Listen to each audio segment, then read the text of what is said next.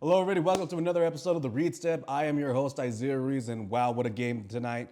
We had the Falcons, Washington Commanders go into overtime, battle the two rookie quarterbacks, Michael Penix Jr. for the Falcons, and star rookie of the year, obviously going to be Jaden Daniels when it comes to quarterbacks at least, and arguably probably going to be winning rookie of the year in general. So we're going to go ahead and get into this topic right ahead. We got plenty of things to talk about today, including Saquon Barkley being another addition, the recent addition since Derrick Henry to crack the 2,000 rushing yards mark. We're gonna get into that a little bit later, and and then we're gonna get into some of the other slate of games. But first, we're gonna go ahead and talk about the Commanders versus Falcons. 24-30, Commanders win it in overtime. Don't even give the Falcons a chance to get the ball back. And start off with really the best quarterback on the field today. It's going to be Jaden Daniels. 24 of 36, 3 touchdowns, 1 pick, 100 QBR rating. He also, and this was, watching the game, he was unbelievable today, not just throwing the ball, but running as well. He also led the team in rushes with 16 carries, 127 yards, averaged 8 yards a carry. You had Zacchaeus leading with 8 catches, 85 yards, and a touchdown, and Zach Ertz had a couple touchdowns, including the game-winning touchdown. Man, where do I even begin? First off, the game was really, it was almost kind of going back and forth. You had the Atlanta Falcons at some point in the second quarter up 17-7, and then you had Washington scoring another 7 points in the third quarter, and then that's where Washington just kind of went off, scored 10 points to Atlanta's 7 points. Ended up leading them to obviously being tied at the end of regulation, and Washington won the ball, received the ball, scored a touchdown, and that was pretty much all she wrote. I think if there was going to be a moment or a game where it really secures Jaden Daniels that Offensive Rookie of the Year award, it's going to be this one, coming in week 17 of the NFL season. I already told you guys about the numbers: 227 passing yards, 127 rushing yards. The dude's just a stud. Heisman Trophy winner, coming in, pretty much being asked to save a franchise. This is a franchise where we haven't really had consistent quarterback play for a very, very long time. As far back as I can remember, I really can't remember a quarterback that they had where I was like, wow, that was an all-time player. That was a great player, a pretty good player. I remember, I'm old enough to remember, like, the Jason Campbells, Donovan McNabbs. Donovan McNabb, and when I say Donovan McNabb, obviously he played for the Eagles, but they tried to revive his career a little bit after the Eagles and went to at the time, the Washington Redskins, and now they're the Washington Commanders, but that never panned out. Then you had Kirk Cousins for a while there, who replaced RG3, Robert Griffin III. I think we all understand that Robert Griffin III was on his way to having not just he had an amazing rookie year as well, similarly to Jaden Daniels. But Robert Griffin III, I think we all know what happened. If you pay attention, he got hurt. I believe I'm under the impression. I feel like he was kind of rushed back. I think the team rushed him back, and he completely destroyed and destroyed his career and ACL on that field in Washington against the Seahawks. Way back when. I feel like that was the last time they could have had an opportunity to really have a set, solid quarterback, and it just didn't pan out the way it did for him or the organization. At that time, they were eager. Again, this organization has, for a long time, has been looking for somebody to really take the franchise by the horns when it comes to quarterback play, and I think they were trying to rush that with RG3 back in the day, which eventually led to Kirk Cousins being drafted by them and eventually starting for a good amount of time, obviously, but they moved off him. He went to Minnesota, and now he's in Atlanta, actually. Just got benched a couple weeks ago, which is why Michael Penix was starting today. And now you have Jaden Daniels. Jaden Daniels is an unbelievable player. I really thought he was going to be a pretty good player coming into this year. Former LSU Tiger, Arizona State Sun Devil, Heisman Trophy winner.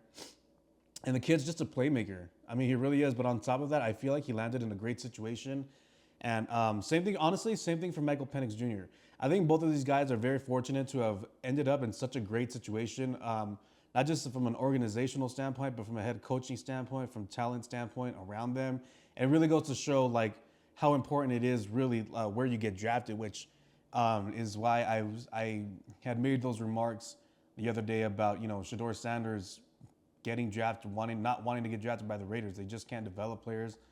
They don't, in my opinion, I don't think they have a really good coach. I'm sorry, yeah, really good coach, and their organization. I mean, as we all know, that's always been a mess. But no, these two organizations, while they're not cream of the crop, obviously, but they're building something. The Atlanta Falcons are going to continue to get better from here. I don't know if Raheem Morris is the answer as far as a head coach, but we'll see. He's done a pretty good job so far. I mean, 8-8 is 8-8. It's 500. It's not the worst, but it's not obviously not the best. But um, the Commanders, though, with Dan Quinn, 11-5, 7-2 at home. They just got a playoff. With the win, they won. They secured a playoff spot in the playoffs, which is huge, huge for that organization. For Jaden Daniels to do this in his rookie year, once again, you don't really see it a whole lot, really, when it comes to rookie quarterbacks. You got Caleb Williams, another perfect example of where you get drafted matters.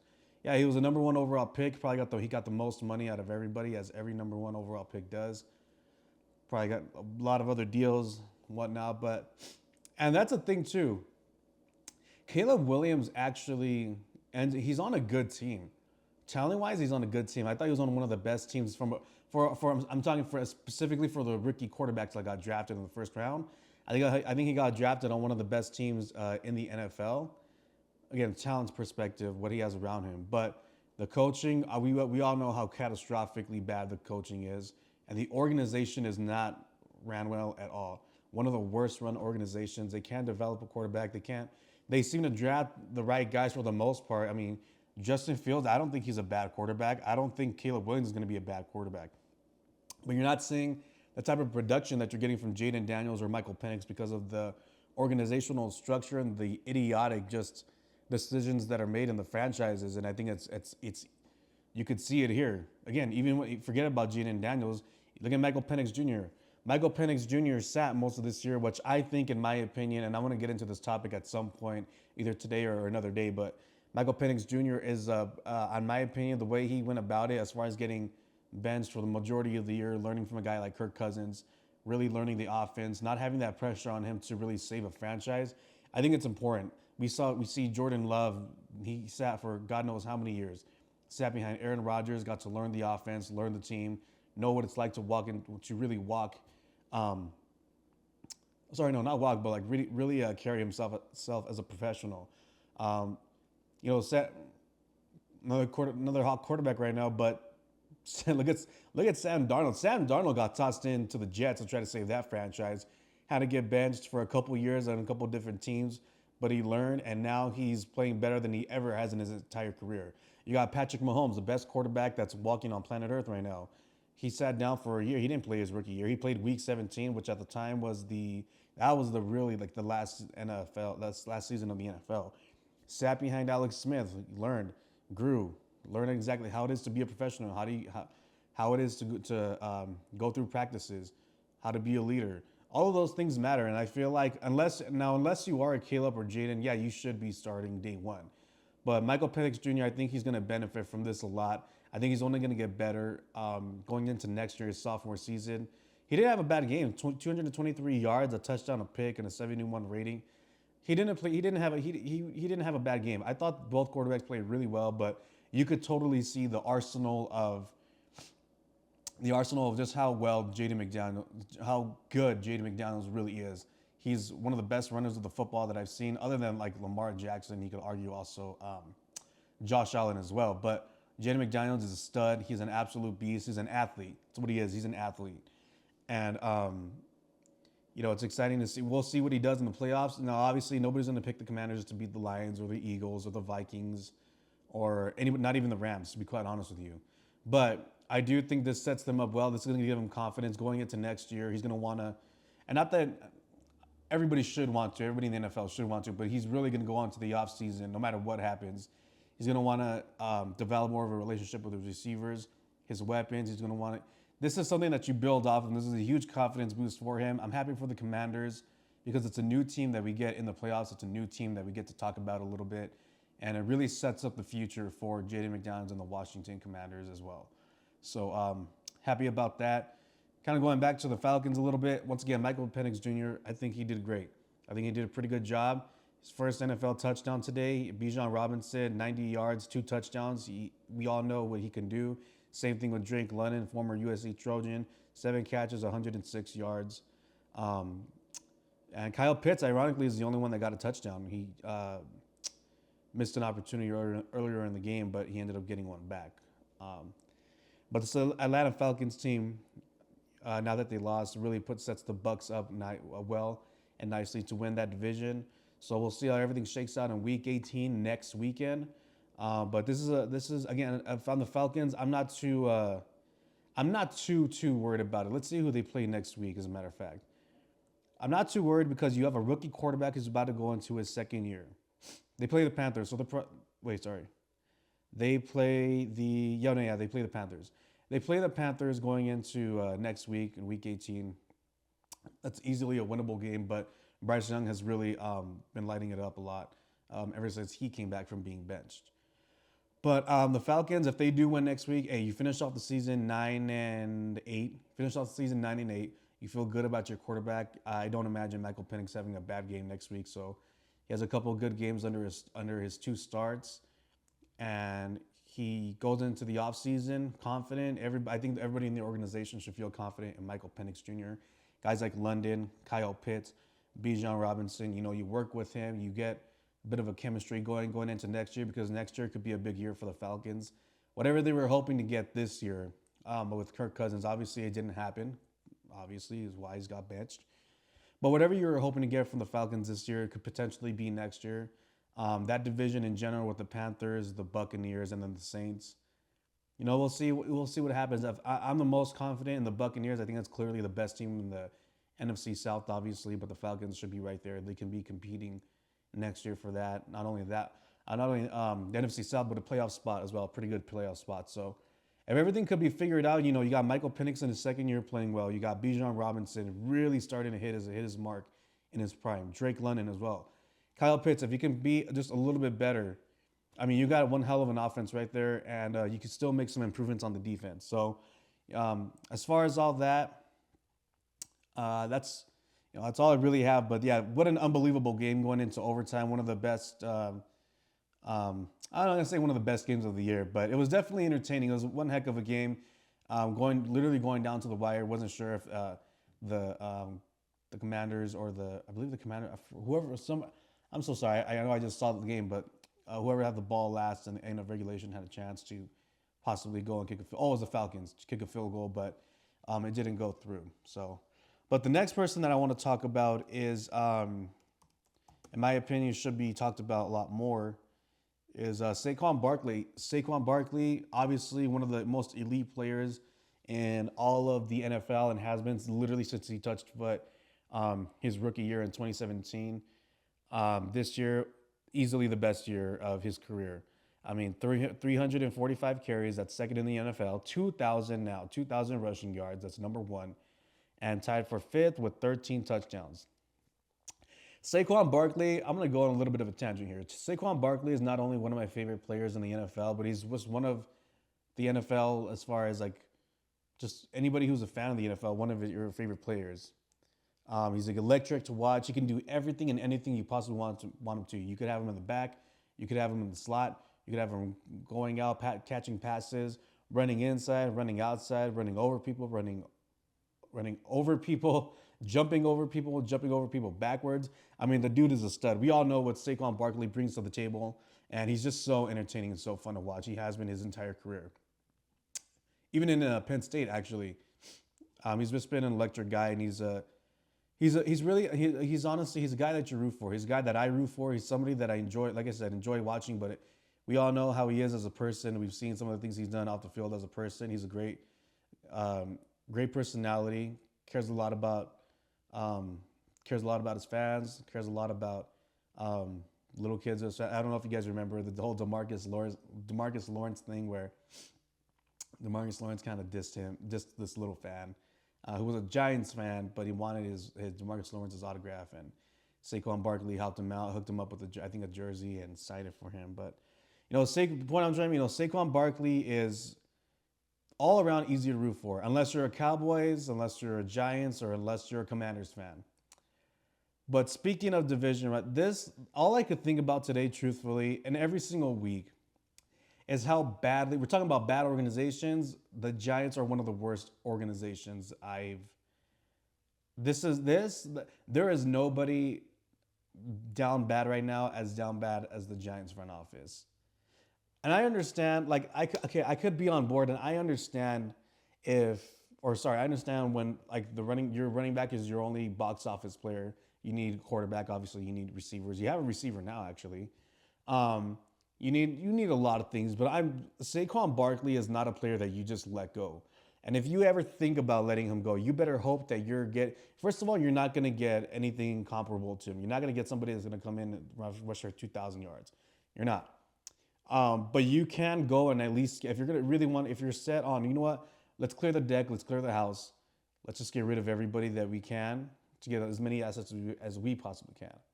If you're gonna do that, you better hope there's many first round picks in there. You better hope that there's many second round picks in there, whatever you can get, because letting Saquon Barkley go, and not only letting him go, but letting him go to the Eagles, you get nothing in return. And putting up a year like this with a team like this, one of your biggest rivals, really fighting out there for the second seed in the NFC.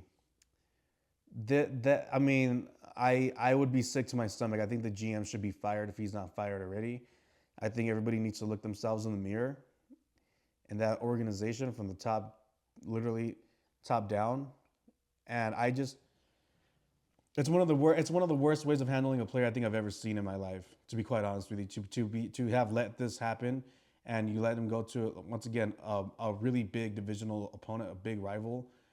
This is just I can't get I can't get over it. It's one of the things that so many people have been talking about, and this is just the Giants are just down bad right now as an organization. Even without him, he's not in the building anymore. Just as an organization, they're just god awful. I mean, they won, so they're not no longer have the number one seed. You could have easily tanked the last two games. You don't have the number one seed, so you better hope that you can land somebody. I mean, Shador Sanders, he's probably gonna go number one to whoever is there that needs a quarterback. Um, and if you don't get Shador Sanders, you better hope you get like Travis Hunter or somebody. If after next week you end up with a top two, top three pick. So I don't really have much to say about the Giants other than they're a horribly ran, trash, god awful team. You let Saquon Barkley go. Saquon Barkley now goes and runs for 2,000 yards, the newest member of the 2K club, and you have no quarterback. That is your biggest issue. You ain't got no quarterback. If I'm the Giants, I'm going drafting a quarterback ASAP. I'm trading up, whatever you need to do, but I'm definitely getting a quarterback because as far as the Giants go, they need so much help. It's not even funny. I I don't even know what else to say. But getting back to Saquon Barkley, one of the things I also wanted to touch on as far as Saquon's year this year, he has the 2,000 yards, he has the touchdowns and all that. I think he single-handedly Derrick Henry, um, him, Derrick Henry, and you could probably list some other running backs. Josh Jacobs, he's another one.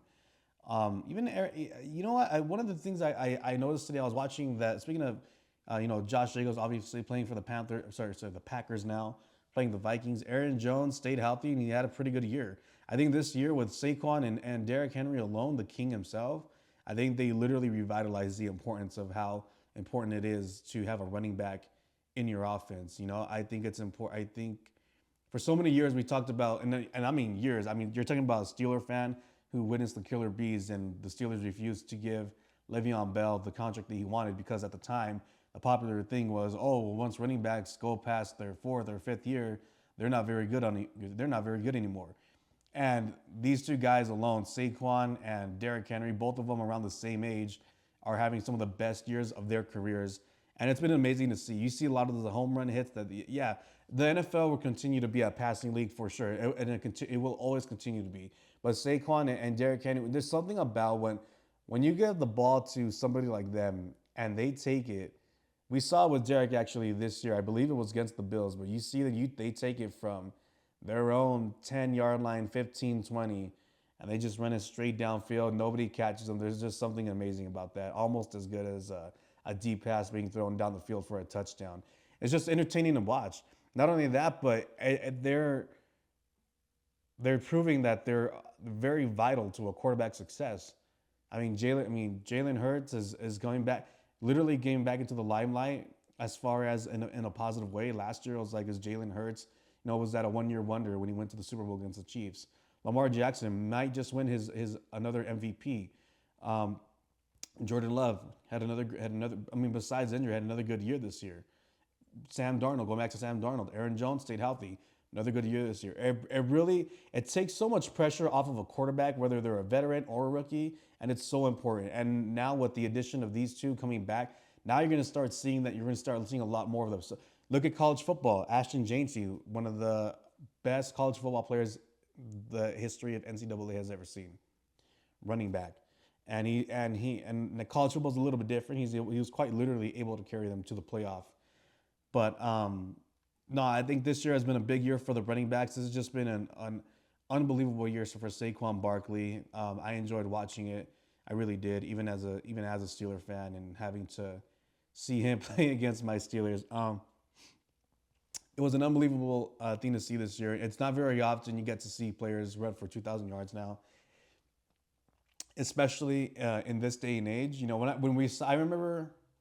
remember watching Derrick Henry against the Colts do it years ago. I was at an AT&T to get a new phone with my dad, and I just when it doesn't happen often, but when you get to see it happen, it's just so fun to watch, and the players matter too. Derrick Henry is Derrick Henry. Everybody loves Derrick Henry, and Saquon. Everybody loves Saquon. So, couple of just again some of the best season I've seen from for running backs in general. These two, including Josh Jacobs, and you could probably anybody else could name some other players. Been one of the best years for running backs in a very long time. It's brought in their relevance. It's brought in their importance back to football, which I feel like it never should have left. It never should have left, but has really brought the importance back to football, and it's nice to see. And I'm happy we were able to realize it. Going on to some of these other games today, obviously we had just games scattered all over the place. We'll go ahead and get to this Vikings Packers game. Really big game in the NFC North, arguably the best division in football, or maybe you don't even argue it. Actually, it probably is, or it is. The Green Bay Packers lose to the Minnesota Vikings 25-27. The Packers dropped down to 11-5, while the Minnesota Vikings improved to 4-2.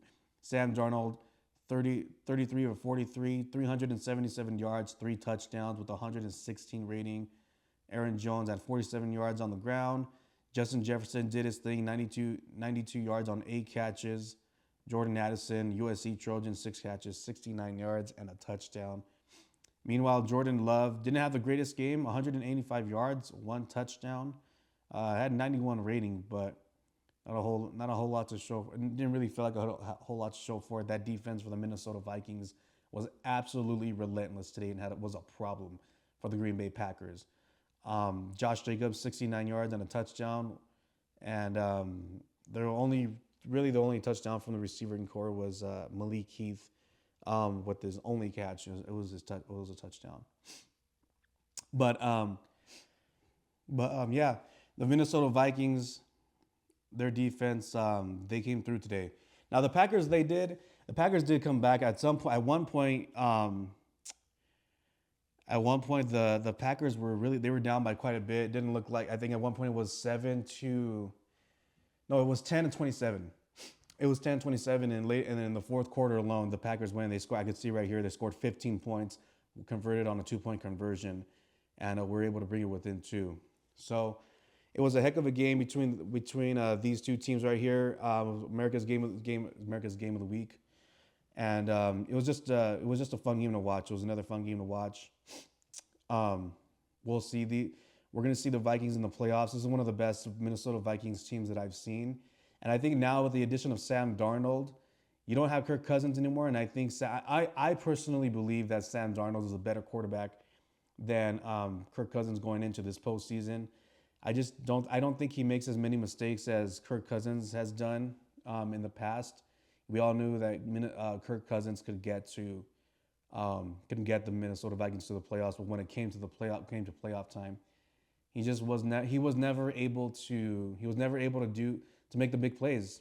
He always came up short, and that was one of the big knocks on Kirk Cousins, why the Vikings didn't bring him back. But with Sam Darnold, and you could call me a little bit biased because he's a Trojan, I'm a USC Trojan fan, but I think with him holding the keys to this very very ran very very good very well ran machine, they're gonna have an opportunity to do something special in the playoffs. I could see them beating the Lions. I could see them beating the Eagles, possibly even getting to a Super Bowl. Because if you could beat those two teams, you're probably going to go to the Super Bowl, and that's really what it's going to come down to. But an unbelievable effort today by both teams, especially the Packers in that second half. They were able to come up with a couple stops, and they were able to make plays really when it mattered in the fourth quarter. However, it was a little too late for the Packers at the end there. But again, that a lot of that credit goes to the Vikings defense coming up huge in some of the big moments, really throughout the whole entire game, leading up to the fourth quarter. But unbelievable game today, and one that could have gone. It could have honestly really came down to a caught pass by Cam Akers, a former Ram, making a huge catch on I believe a 3rd and 2. Sam Darnold kind of had to toss it up, and it almost dropped. It actually almost dropped. And for anybody that was watching the game, you know what play I'm talking about. But Cam Akers made one hell of a play, basically picking that ball up from off the ground and sealing the victory for the Minnesota Vikings. All right, possibly the last game we're going to talk about is going to be the Buffalo Bills versus the New York Jets. Probably asking yourself, why are we talking about the Jets and the Bills? Quite simply, Josh Allen is probably going to win the MVP. He's going to win, which will be his first MVP. We all know what he can do. 182 yards, 2 touchdowns. He also had 17 yards on the ground and a touchdown on the ground as well. They dominated again, 40-14. One of the things I noticed really about the Bills, and I'll keep this one short. One of the things I can't objectively say about the Bills that I've liked, what I've seen from them is now that Stephon Diggs is gone, you have that what you call a diva receiver. I'm not saying that he's a diva, because every receiver is a diva, but you have that receiver, that primary target out of the organization. So really now there is no ego within this receiving core.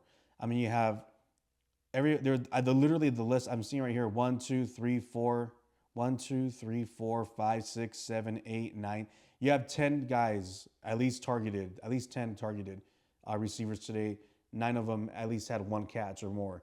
So one of the things about this offense that I've noticed, that I think anybody that's paid attention noticed, is really how much more efficient they've been. Josh Allen gets the ball to everybody a lot more now. Doesn't have to worry about forcing the ball to Stephon Diggs or some other star receiver. Everybody gets a hand in leading a lot of these victories. It's one of the reasons why they're 13-8, 8-0 at home. And it's made it a lot easier on Josh Allen. On top of that, James Cook, one of the better years of his career. 981 yards, has the ability to crack 1,000 next week. 15 touchdowns. He's tied for first when it comes to touchdowns. So the Bills' offense is just clicking on all cylinders. Josh Allen's having an unbelievable year. As far as the New York Jets, this is about as bad as it gets. This is not what they expected with Aaron Rodgers playing a full season. Aaron Rodgers, 112 yards, 2 picks, no touchdowns, 44 passer rating. Garrett Wilson, 66 yards with a touchdown. And Devontae Adams really was nowhere to be found with 5 catches, 47 yards. If I'm the New York Jets, similarly to the New York Giants, I'm cleaning house, and I'm going to be willing to trade some of my best players for high draft capital. That's the best way that they can go. I don't think Aaron Rodgers is going to give them anything else. I think he's shot. I think he's done as far as his career. I don't see him being the Aaron Rodgers of old anymore. Same thing. I think Devontae Adams still has a lot in the tank, but he has to be in the right situation with the right quarterback. And Garrett Wilson, you could shop him around, but I don't know if he will. Or honestly, he might want to get shopped around, to be quite honest with you, because I know he's had a lot of frustration this year, but we'll see what happens. But the New York Jets as a whole, I think it's a dumpster fire. If I'm the organization, I'm looking to get rid of a lot of players and looking to get rid of a lot of players for draft capital. So, two teams on two opposite ends of the spectrum here, both in the same division. The Buffalo Bills win a big one here against the New York Jets. Um, I'm also going to be making another video tomorrow on Monday Night Football, or after Monday night, of the Lions and the 49ers going at it, rematch of the NFC title game next year. So make sure you guys tune in for that. That's all I have for today, guys. Thank you so much for joining once again. I feel like these videos go by so fast because I only have a certain amount of time, but it's I kind of like that I have a certain amount of time only. So thank you guys so much for everything. Thank you guys for tuning in. Make sure you leave a like, hit the subscribe button, drop a comment down below, and hit the notification bell so we can let you guys know whenever I drop a new video. So thank you guys so much. I'll see you guys tomorrow. And yeah, this is the Read Step, and I'm your host, Isaiah Ruiz.